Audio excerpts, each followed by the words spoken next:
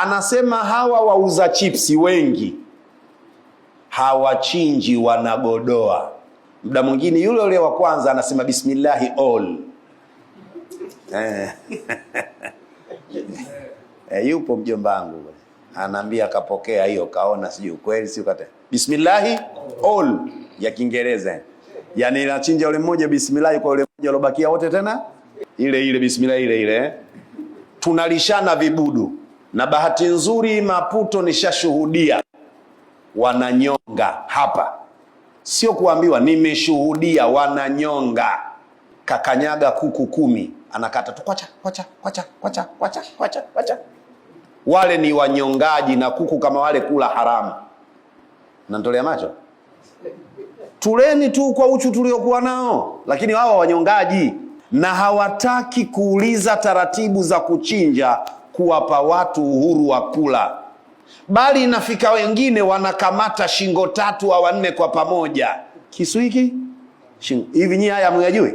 Wengine hawa wauza nyama za kuku, ndugu zenu, rafiki zenu, waambieni mnawatia watu dhambi, mnawalisha watu haramu. Sisi tunapenda biashara zao ziendelee. Tukisema wanasema tunanuksi biashara zao. Wao wenyewe wanatulisha kibudu.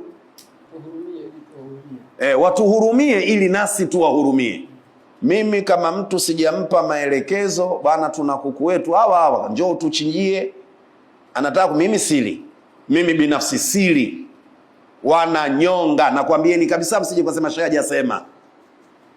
Na hakuna njia ya kuwasaidia na kujisaidia zaidi ya kugoma kununua kuku wao. Wakidoda wataacha itabia kutulisha haramu. Nyinyi mnanielewa, usitoe macho tu. Shekhe, wananyonga kuku. Sahihi shida. Tuwaambieni hiki chakula cha binadamu, na mwanadamu ni kiumbe mtukufu, hali ovyo. Sisi sio wanyama tunakula tu. Sisi tunaweza tukiamua.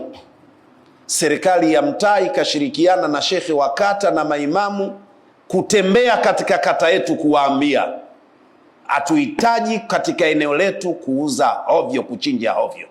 Tukiamua tunaweza. Kwanza serikali zetu za mtaa, viongozi wetu Waislamu na wasikivu. Lakini tulio wengi tunakwenda kununua vipaja vya kuku, ndio daku, lakini daku wenyewe haramu. Wale bale acheni, wakitaka wao waache kunyonga. Mimi ndo naongea ujue, mimi ndo shehe hapa.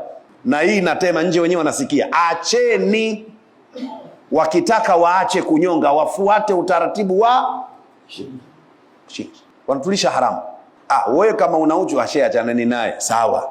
Na ndiyo maana baada ya kutuhisabu sisi wajinga, imefika wakati kuku kafa wanamalizia. Wenyewe unakwambia wanahalalisha. Kashakufa kwenye tenga, hawatupi. Kashakufa kwenye tenga, shekhe, hawatupi.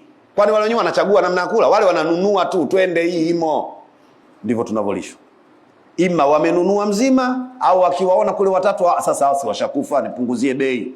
Basi fanye funene, weka changanya, chinja nao. Niambieni, tandika pale wanaponunua kuku, mshaona wanatupwa? Hawafi pale? Wanatupa pale? Wanatupa manyoya tu pale. Na mimi ndio maana nawaambia wanangu, mkiwa na hamu ya kuku, kama hela tunayo, kanunueni mchinje hapa nyumbani. Kanunueni mchinje hapa. Lakini kusema kweli, mimi kuna meza niliambiwa wale kidogo wanajitahidi. Basi ndo mara moja meza hiyo natuma watu. Kwa wale kidogo wanafanya kidogo. Kanunueni meza, kama hakuna hapo basi.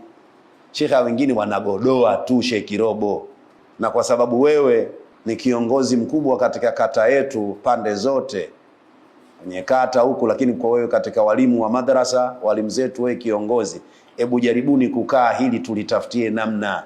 Walimu wa madrasa tunao, walimu wa madrasa waliosoma dini kweli huku kwetu tunao, wamesoma dini kweli, sio wababaifu na wanajua. Walisimamia ili washirikiane na ofisi ya shekhe wa kata. Tujue namna gani ya kuwasaidia. Kama wataki basi, na mimi domo langu analijua, siku nitapiga Ijumaa 3 tu anunui mtu pale. Mimi napiga hapa Ijumaa zangu 3 tu, pale anunui mtu. Kwani yule aloleta ujeuri diwani, si nilisema hapa? Ijumaa 2 tu. Akuchaguliwa tena kwenye udiwani. Pembeni kaletwa mwingine. Ijumaa 2 tu. Na naweza kweli? Si nilisema hapa diwani, huyu hatufai. Yanatengeza miundombinu barabara za kuja kwetu, anapeleka sehemu nyingine, tunakuacha tu. Shehe utalia mpaka mchozi wa damu. Nishajua mimi. Bora mimi nisijue. Nikijua mimi umekula kwako.